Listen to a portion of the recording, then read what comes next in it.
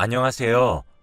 저는 올해 38살이고 귀한 아들과 남편 이렇게 셋이서 살고 있어요.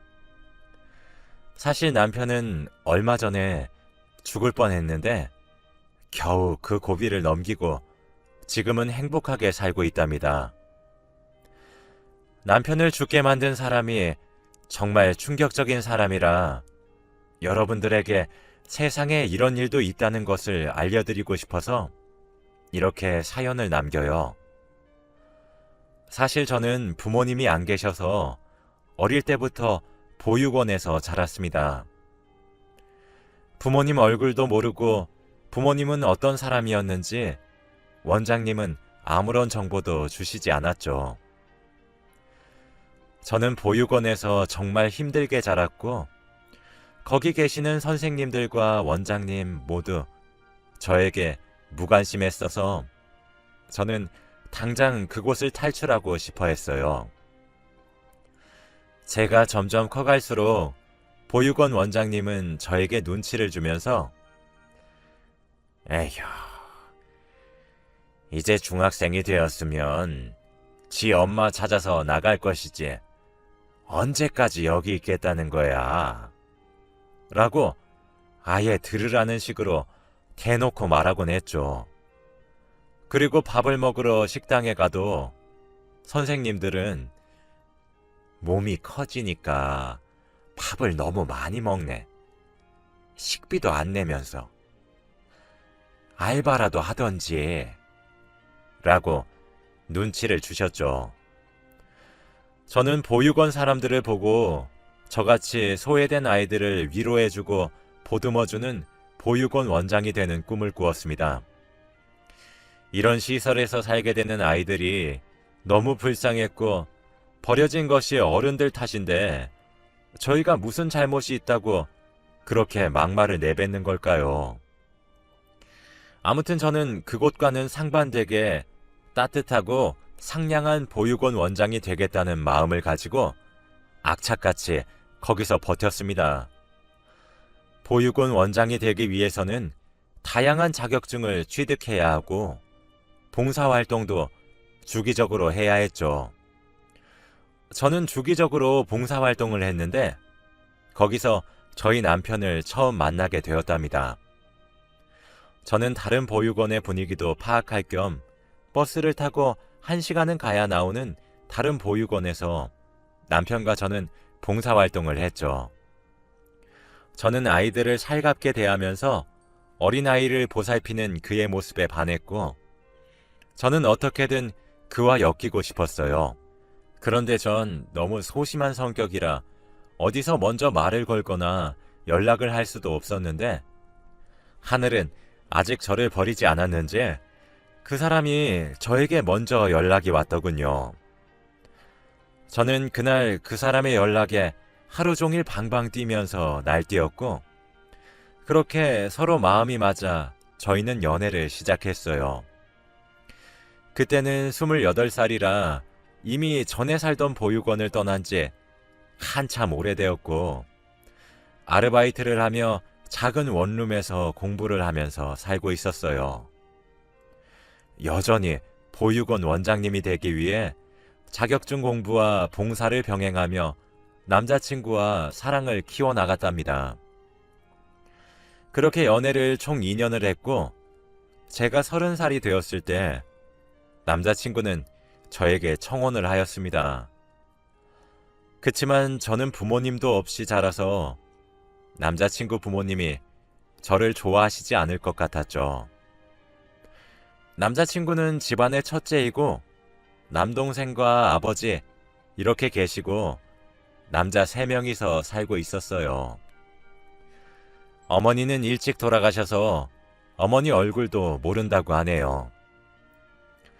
남자친구 아버지는 시골에서 농사를 지으셨고 밭도 평수가 제법 넓고 그 일을 남자친구와 남자친구 남동생이 물려받을 생각이라고 했습니다. 저는 그와 결혼을 하기로 결정하고 처음으로 남자친구 가족한테 인사를 드리러 갔는데 왠지 모르게 남자친구는 아버지와 남동생과 전혀 닮지 않은 것 같았어요.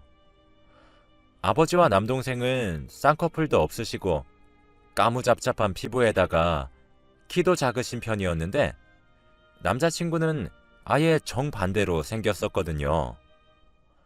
진짜 부자관계라고 말 안 하면 남남이라고 생각할 정도? 아무도 가족이라고 믿지 않을 정도였습니다. 그래서 물어봤어요. 오빠는 왜 동생이랑 아버지랑 안 닮았어? 아, 아버지가 나는 어머니를 닮았대. 남자친구는 나름 예쁘장하게 생겨서 어머님이 많이 미인이셨나 보구나 했죠. 그런데 남자 셋이서 사는 집안이라 많이 칙칙하고 말수도 없을 것 같았는데 제 예상과는 다르게 정말 화목하고 대화가 끊기지도 않았어요. 서로 어찌나 할 말이 많은지 웃으면서 말을 주고받는데 저는 사실 부모님이 안 계셔서 그렇게 화목하고 단란한 가정은 처음 보았습니다. 한 번도 가족들이랑 식사를 한 적이 없어서 남자친구의 평범한 가족 같은 모습이 너무 부러웠죠. 저는 조용히 그 가족들의 대화 내용을 들으면서 밥을 먹고 있었는데 남자친구 아버지가 제게 인사를 건네셨어요. 아가, 우리 아들이 너한테 잘해주느냐? 우리 아들 바보 같아도 잘 부탁한다. 우리 집에 너가 들어와서 얼마나 기쁜지 몰라. 처음으로 인사를 드리는 저에게 아가라고 칭하시며 많은 질문들과 좋은 말을 해주셨어요. 한 번도 이렇게 주목을 받은 적이 없던 제게 특별한 존재라고 각인시켜 주시니 정말 행복했고 저도 이제 그 집안의 일원이 된 기분이었죠. 민서야, 나를 시아버지라고 생각하지 말고 친아빠라고 생각하고 편하게 여겨주면 좋겠다. 라고 말씀하시며 제 밥숟가락에 고기 반찬을 올려주셨어요. 저는 한 번도 느껴본 적 없는 아빠 같은 손길에 저도 모르게 눈물이 뚝뚝 흘렀고 우는 제 모습에 다 당황을 했죠. 민서야, 왜 그러냐? 내가 혹시 실수라도 한 거니? 아니요, 아버님. 너무 행복해서 그랬어요. 감사합니다.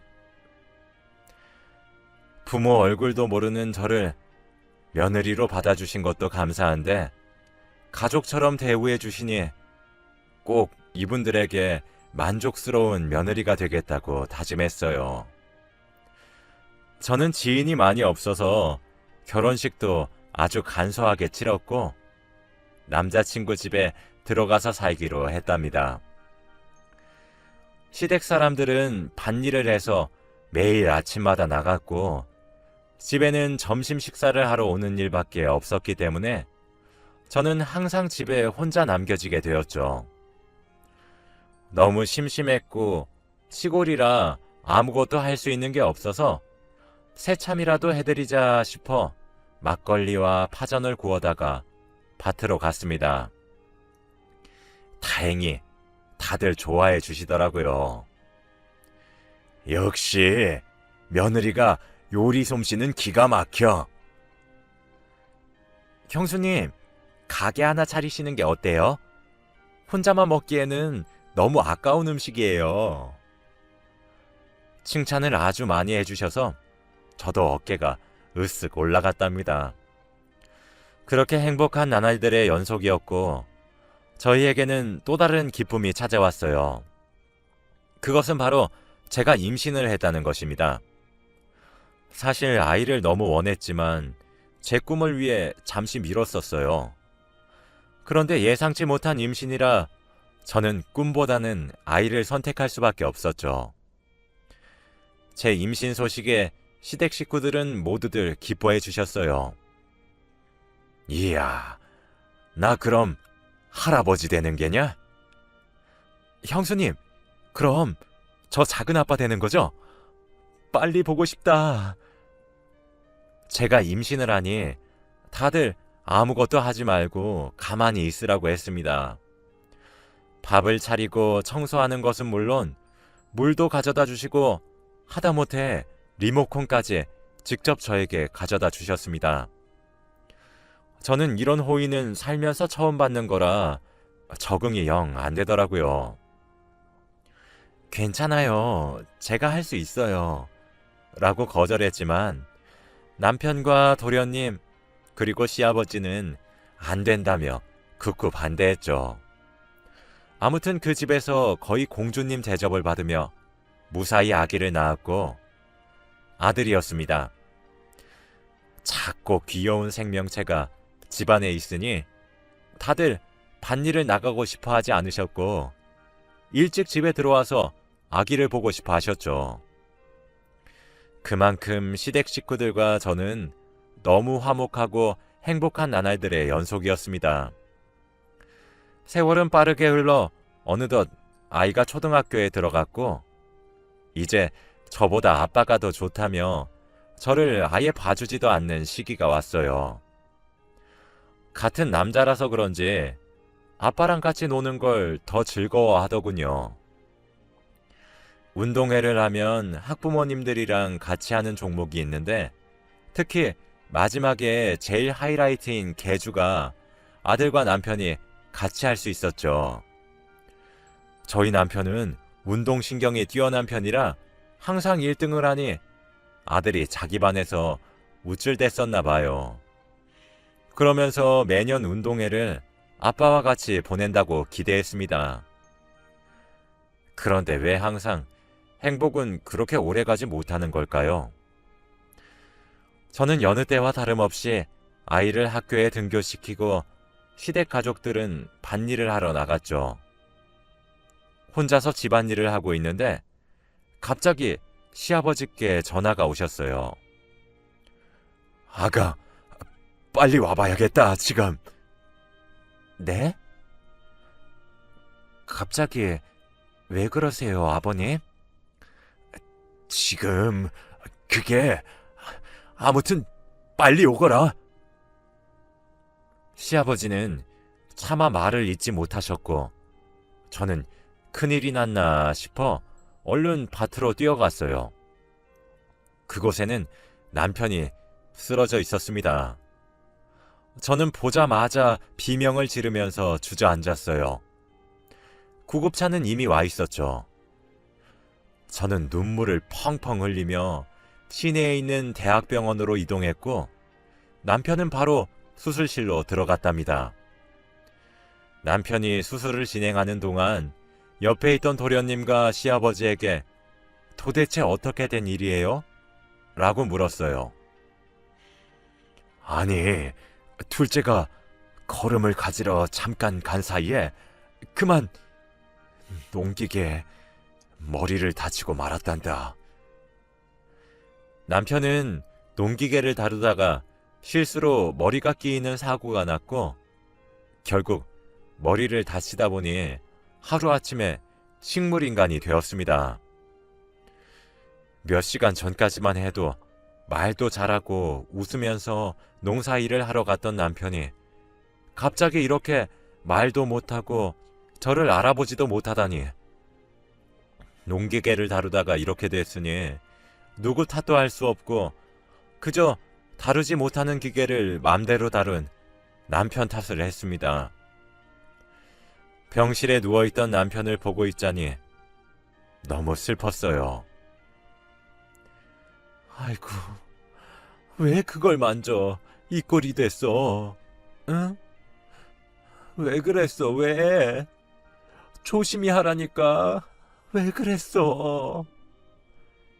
대답 없는 남편을 붙들고 저는 펑펑 울면서 화를 내었죠. 의사들은 희망을 가지면 남편이 깨어날 수 있다고 했지만 식물인간 상태가 다시 깨어나는 경우는 너무 극소수이기 때문에 저는 믿지 않았습니다. 저는 정성껏 남편을 간호를 했고 틈만 나면 병원에 가서 남편과 함께 있었어요. 아들은 병실에 누워있는 남편의 모습을 보고 그 자리에서 펑펑 울었고 저는 아들을 안아주며 위로했어요. 괜찮아. 아빠 금방 일어날 거야. 라고 헛된 희망을 품게 했습니다. 부모로서 자식이 그렇게 서럽게 우는 모습을 볼 수 없었거든요. 남편의 병원비는 점점 쌓여갔고 돈은 부족해져 갔습니다. 시골이라 돈을 벌 수 있는 일은 한정적이어서 저는 있는 일 없는 일 총동원해 가며 남편의 병원비를 마련했어요. 식당, 설거지, 화장실 청소 등 정말 돈이 되는 거면 뭐든지 했답니다.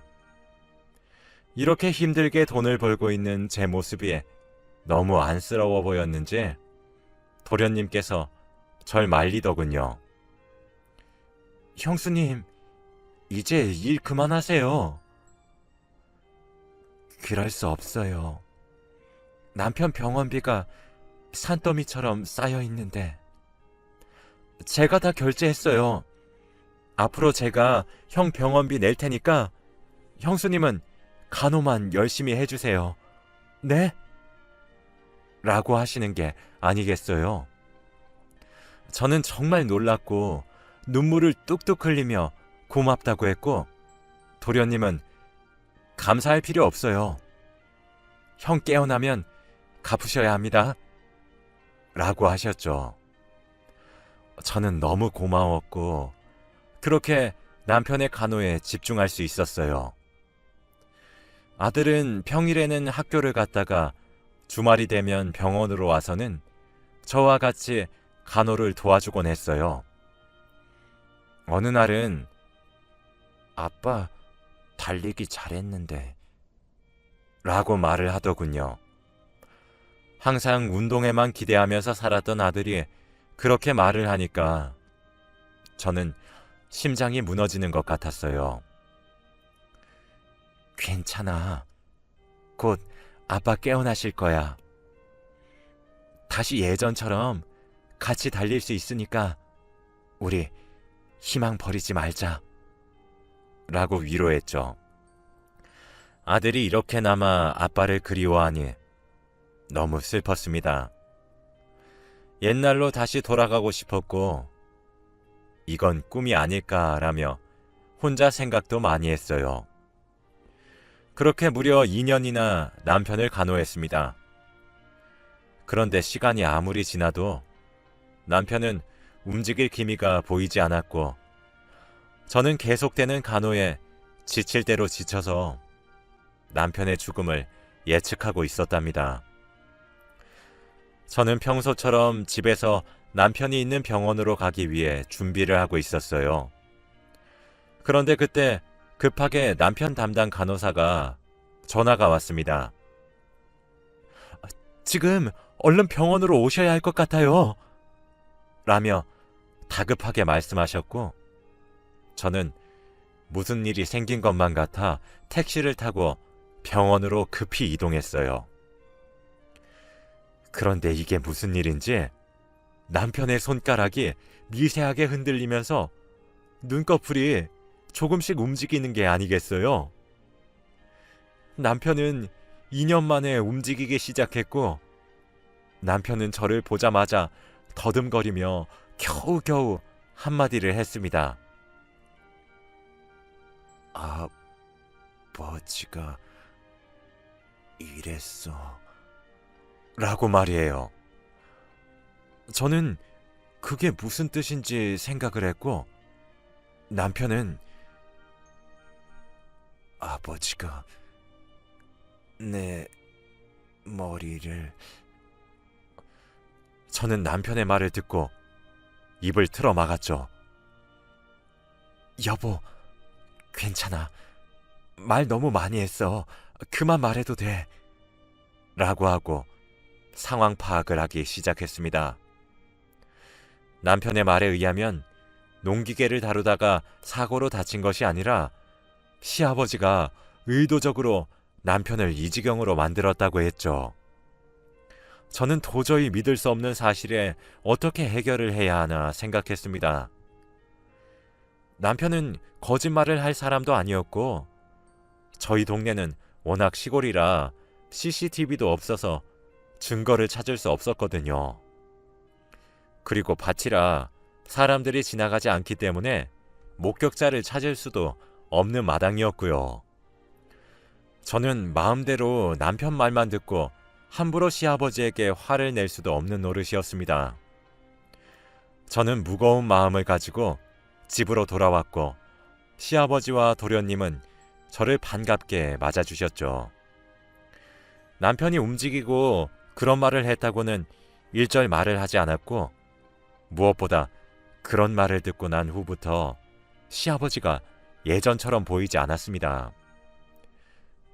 저는 그렇게 마음의 짐을 안고 집안일도 하고 청소도 하고 있었죠.